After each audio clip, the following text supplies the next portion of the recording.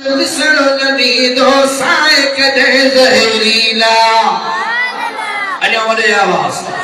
पर मिठो मोहम्मद दिसणो नदीदो साए कदे ज़हरीला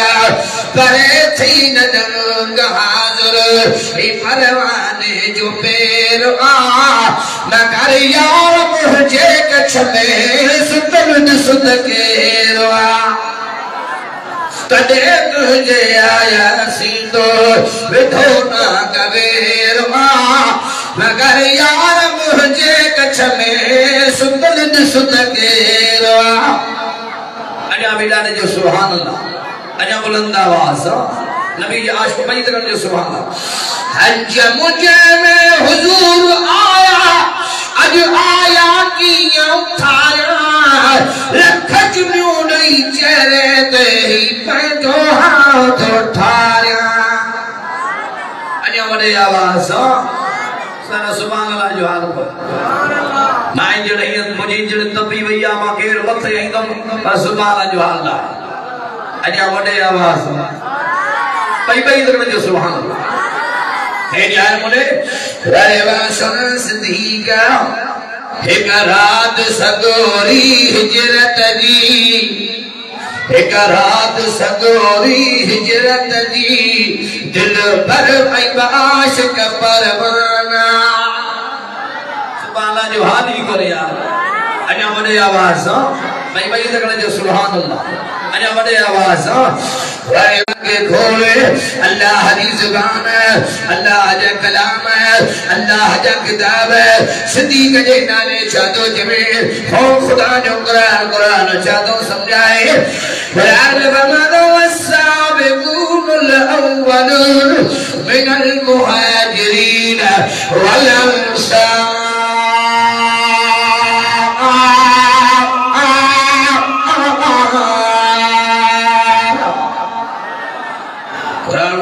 हुजूर जे गुलामन में पे नंबर कजो मुहाजिरन जो मुहाजिर केड़ा कंडियारे वाला अरे मुहाजिर हिजरत करण वाला मुके वाला वो हिजरत में अबू बकर होयो या न होयो अल्लाह गालाए मूसा अञा वॾे आवाज़ भई तकड़ जो सुभान अल्लाह अञा वॾे आवाज़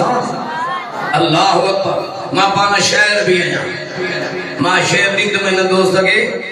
मां पंहिंजो शेर तो बुधाया पर सुभान अल्लाह जो तो कोई बुधाया अञा भई तकड़े जो अञा वॾे आवाज़ सहाबा जा दीवाना गाने जो सुभान अबू बकर उमर उस्मान अली चाहे दिल पर क्या होया दोस्त दिली अञा बुलंद आवाज़ अबू बकर उमर उस्मान अली चाहे दिल पर जा होया दोस्त दिली जज दरते कयो अजी सुहणे सद अबू बकर हलो सरदार सकद लन महकी पियो दिसी सुहणो सजण पाए भाकर दिल पर साण मिली अञा बुलंद आवाज़